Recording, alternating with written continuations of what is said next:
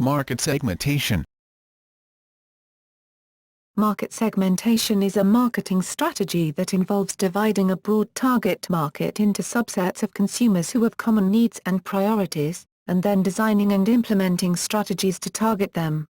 Market segmentation strategies may be used to identify the target customers, and provide supporting data for positioning to achieve a marketing plan objective. Businesses may develop product differentiation strategies, or an undifferentiated approach, involving specific products or product lines depending on the specific demand and attributes of the target segment. Criteria for segmenting.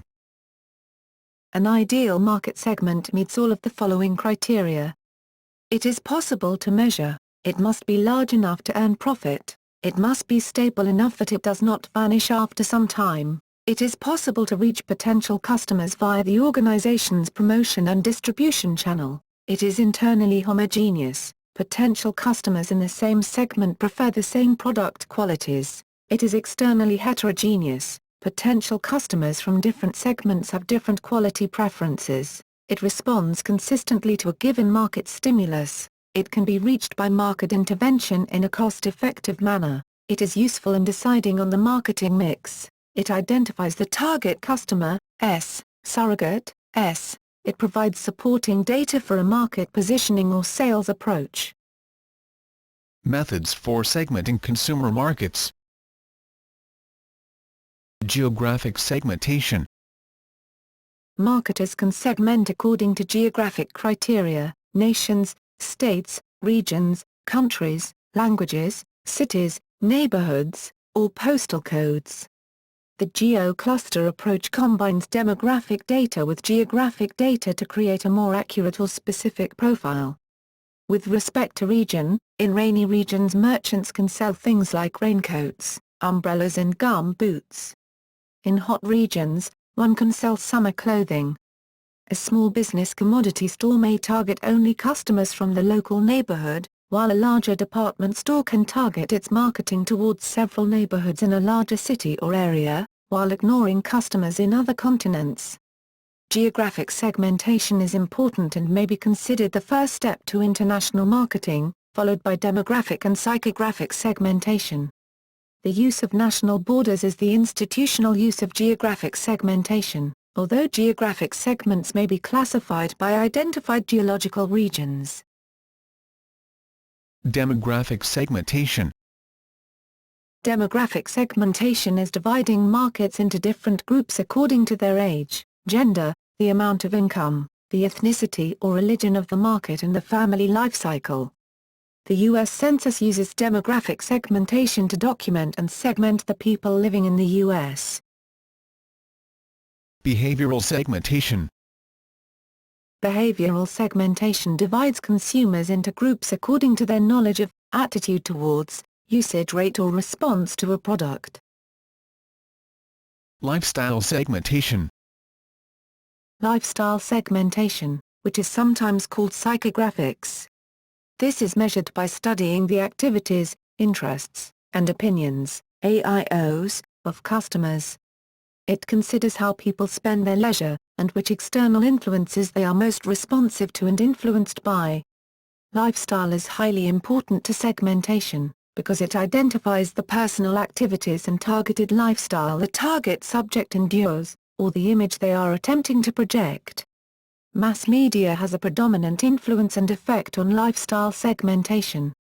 Lifestyle products may pertain to high-involvement products and purchase decisions, to specialty or luxury products and purchase decisions. Lifestyle segmentation reflects on how the target subject identifies themselves, or how they desire to identify themselves in society.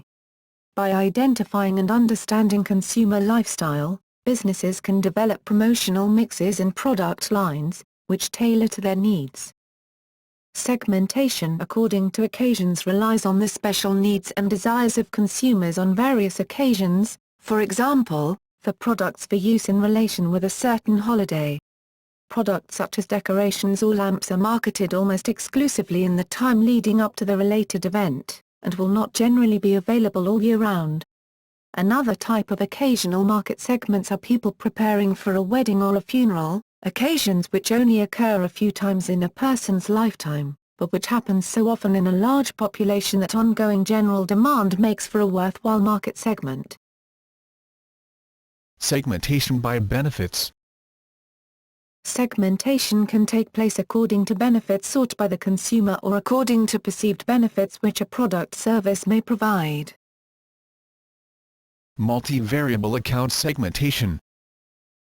In sales territory management, using more than one criterion to characterize the organization's accounts, such as segmenting sales accounts by government, business, customer, etc., and account size duration, in effort to increase time efficiency and sales volume. Using segmentation in customer retention. The basic approach to retention-based segmentation is that a company tags each of its active customers with 3 values. One of the most common indicators of high-risk customers is a drop-off in usage of the company's service. For example, in the credit card industry this could be signaled through a customer's decline in spending on his or her card. This determination boils down to whether the post-retention profit generated from the customer is predicted to be greater than the cost incurred to retain the customer. For customers who are deemed worthy of saving, it is essential for the company to know which save tactics are most likely to be successful. Tactics commonly used range from providing special customer discounts to sending customers communications that reinforce the value proposition of the given service. Price discrimination. Where a monopoly exists, the price of a product is likely to be higher than in a competitive market, and the quanta can be increased further if the market can be segmented with different prices charged to different segments, charging higher prices to those segments willing and able to pay more and charging less to those whose demand is price elastic. The price discriminator might need to create rate fences that will prevent members of a higher price segment from purchasing at the prices available to members of a lower price segment. This behavior is rational on the part of the monopolist, but is often seen by competition authorities as an abuse of a monopoly position, whether or not the monopoly itself is sanctioned. Areas in which this price discrimination is seen range from transportation to pharmaceuticals.